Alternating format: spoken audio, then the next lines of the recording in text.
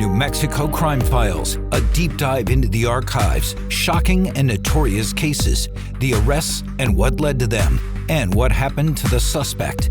Here are your hosts, Dean Staley and Jessica Garate.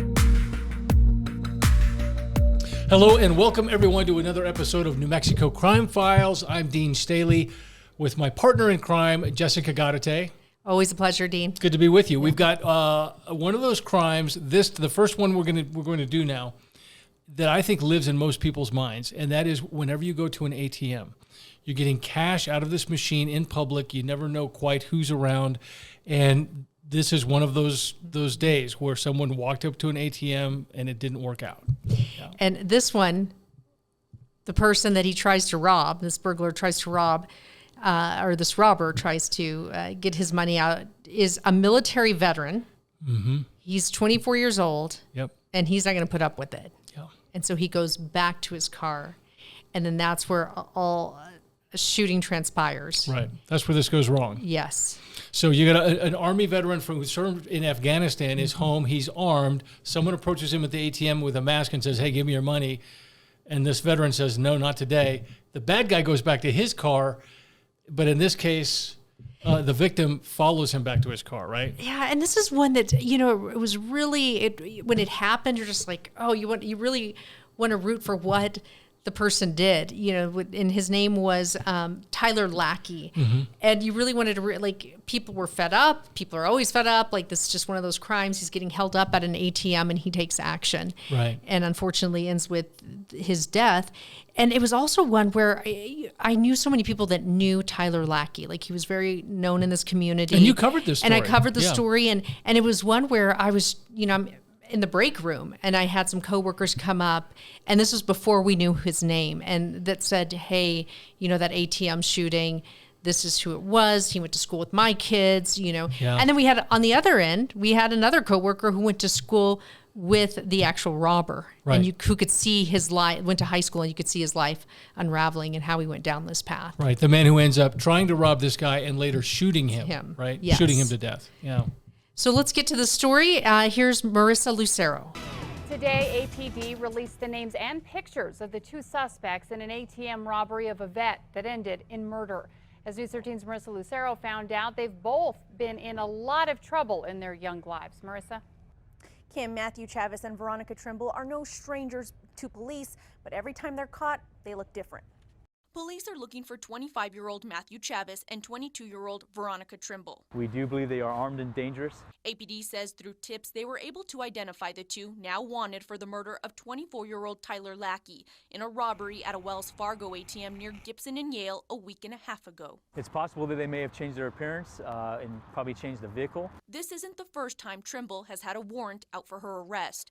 Back in 2014, Santa Fe police pulled Trimble over in a stolen car. She's been booked a few other times, and each time, she never looks the same. Back in 2013, Trimble was arrested after she tried to go to a party with her baby after shooting up heroin.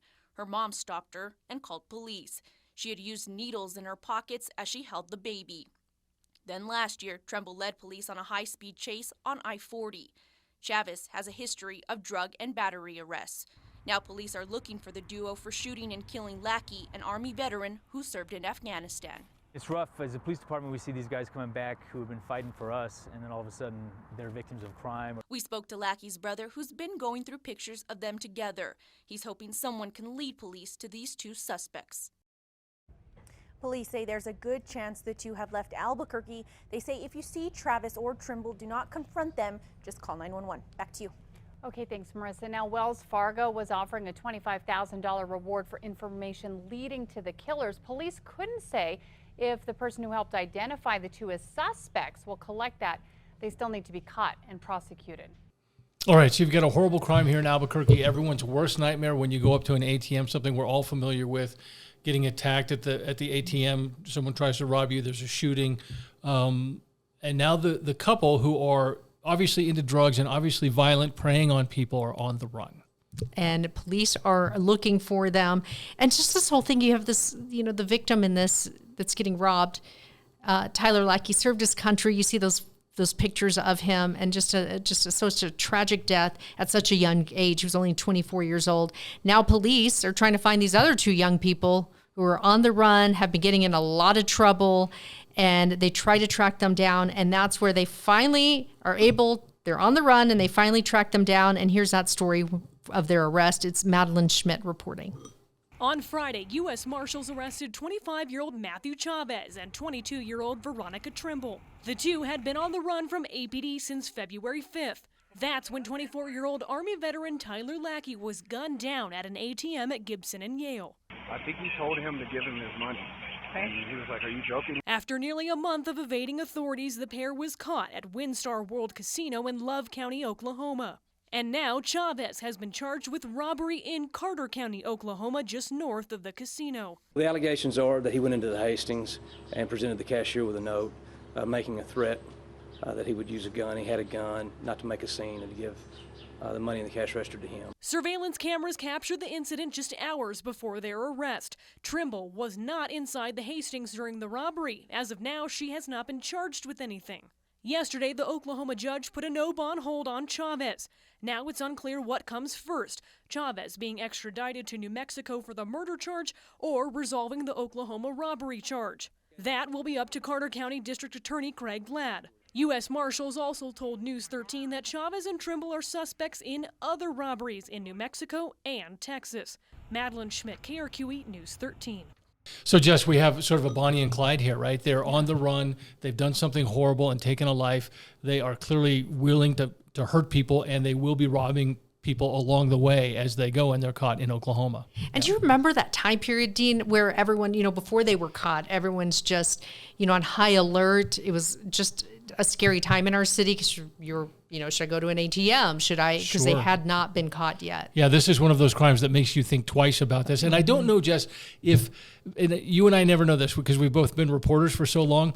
I don't know if everyone lives in this world in their mind, but I definitely do. I don't go to an ATM without looking around. I've been in an ATM line and someone said, "Oh, no, go ahead of me." And that person looked a little sketch and I thought, why would I go ahead of you? And I said, no, I'm good, Yep. So there's this sort of extra level of caution and fear when you're in that mode thinking, okay, I don't know what's going to happen. I don't know if that's just the nature of our business, and maybe if you're a cop, you live that way. There's certain professions maybe where you're overly aware of these things, I right? remember that too, because I'm like you. Like, I'm not stopping at an ATM at night. I'm not, I'm very cautious of where and of my surroundings because we cover stuff like this. Yeah. So police in Oklahoma arrest Matthew Chavez. They arrest Trimble, again, Veronica Trimble, and the charges against Veronica Trimble get dropped. Mm-hmm. And then the trial for Matthew Chavez moves forward. Right. And we're going to get into that when we come back. And I want to say there's a huge twist in this story coming up because you think, okay, we've caught the bad guys. They've got a great case against them. There's a lot of video of where this happened at the ATM. But ultimately, the family of the victim will be heartbroken in this case. It does not turn out the way you think it will. Right. We'll get to that when we come back. And welcome back, everyone. We are talking about an armed robbery at an ATM. It left one person dead, a veteran, a 24-year-old Tyler Lackey. And this next part of the story is they've caught the alleged killer in Oklahoma. He's been on the run. He's been causing trouble all across Albuquerque, flees to Oklahoma along with his girlfriend, Veronica Trimble. Now, this was interesting because the charges against Veronica Trimble, who was there during this armed robbery at the ATM, her charges were dropped. We're assuming that it was probably because she testified against him. Mm-hmm. And this was a trial where there was a lot of emotional testimony. Right. And this is one of those, this has been going on for so long. This family is grieving, but they're also saying, hey, catch these people. They finally caught these people. And this is a very emotional trial. A jury gets to look at this and say, is this person responsible for Tyler Lackey's death? So let's go ahead and look at that story. This is Francesca Washington reporting. Today in court, members of Lackey's family told the judge the past 2 years have been a nightmare, and they begged the judge to go hard on the killer. The pain of memories they'll never know. It's horrible. There are no words for what it's like to take flowers to your son's grave instead of watching him deep fry a turkey on Thanksgiving. Fueled the emotion in the courtroom. We've had a beautiful life together. As one by one, friends, family, those closest to 24-year-old Army veteran Tyler Lackey, asked Judge Cristina Jaramillo to give his killer, Matthew Chavez, the maximum sentence of 23.5 years in prison. He was robbed of every opportunity that he had. 2 years ago, Chavez shot Lackey at an ATM near Gibson and Yale during a botched robbery. ATM video shows Chavez wearing a mask when he went up to Lackey at the ATM. The incident ended with Chavez shooting Lackey 3 times, then fleeing the scene. Once the victim impact statements were done, Judge Jaramillo gave the family the sentence they asked for. His mom says even though they are thankful, it's still not enough. It still doesn't seem right. Tyler was 24. Chavez is getting 23.5 for all 6 felonies. Only 16 of that is for killing Tyler. And Tyler would have lived another 50, 60 years. But his mom says Chavez's sentence could protect other people and other families. It's not justice, but it's protection. The rest of the community doesn't need to go through this. Chavez didn't speak in court. He's currently serving a 3-year sentence for a robbery he committed before the murder. He will serve those sentences back to back. Francesca Washington, KRQE News 13.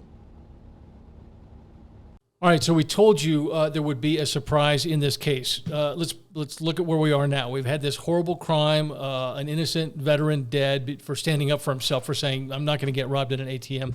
The bad guys are caught. They're involved in drugs and robbery, and they get 23 years, right? So the family, and you can hear the family in this story, they're not elated. They're just sort of relieved that, okay, this is over. They thought it wasn't nearly enough, but they're thinking, they're taking some consolation in the fact that during the next 23 years, these people will not be out preying on other folks. Absolutely. And the mom still, she was hoping for more. That was the max. He did get the max, 23 years. And throughout the years we had interviewed her, and it was just so heartbreaking because Lackey just seemed like such a great young man. He was, serving his country, by all accounts. and a great young man, and did a lot for his family, and was very well loved. And so this was just such heartache. So his killer gets 23 years. Right. But then a huge twist in this case. Right. And we're not going to give it away just yet, but it revolves around the fact that during this trial, the prosecutors acknowledged in this trial, the defense made them acknowledge that Lackey had a gun, and that's partly why he didn't get preyed on. He had a gun. And he said, you're not going to rob me. But then he followed the robber back to the robber's car, right? And that's where the shooting, that's where the fatal shooting took place. Yes. And that turns out to be a major, major problem with this case. Yes, and we'll have that story coming when we come back. And welcome back. We are talking about the murder case of Tyler Lackey. We've just reported and shown how his killer, Matthew Chavez, was convicted of second-degree murder, got 23 years. But then his attorney appeals. Right, and let's put this in context for the viewers. There's always an appeal, right? If you get convicted of murder, there's no downside to saying we think there's all sorts of reasons. The charges weren't proper charges. The crime didn't support these charges. The jury should have been able to look at lesser charges. Defense attorneys often argue that.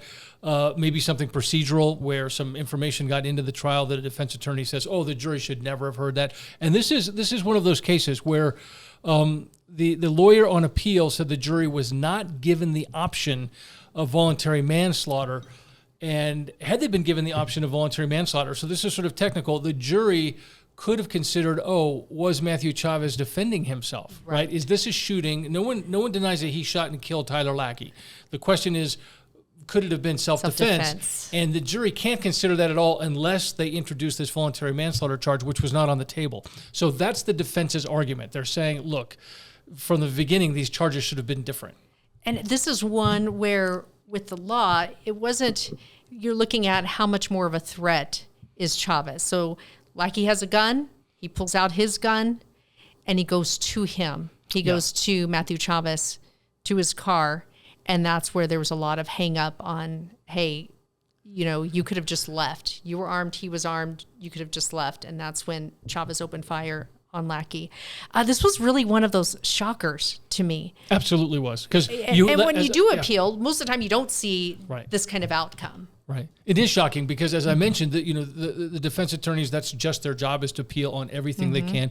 And they very rarely get a conviction like this overturned where you have No question as to who did the shooting. No question as to who the shooter was. No question as to who the victim was, right? No question as to the circumstance. And as we mentioned earlier, prosecutors even acknowledged, yes, Tyler Lackey went to the car. In my opinion, the bad guy's car, right? The guy who tried to rob him in the first place.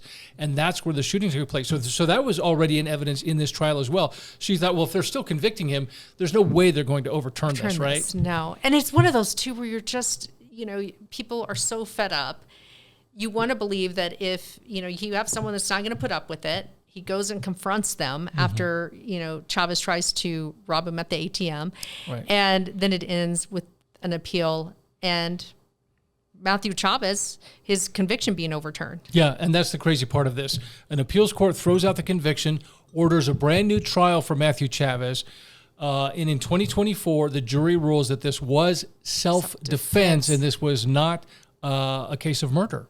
Just astounding. An armed robber at an ATM who gets out of the charges on self-defense. Yeah, and in a second, we'll talk about another sort of technical part of the law that has to do with when you bring a gun to a place and you're committing a felony, that you're often responsible for whatever happens after that. We'll talk about that in a second. But right now, let's get to Annalisa Pardo, who spoke with Tyler Lackey's mother after this heartbreaking ruling that her son was not, in fact, murdered, that the man who shot him was actually defending himself. So here's Annalisa Pardo.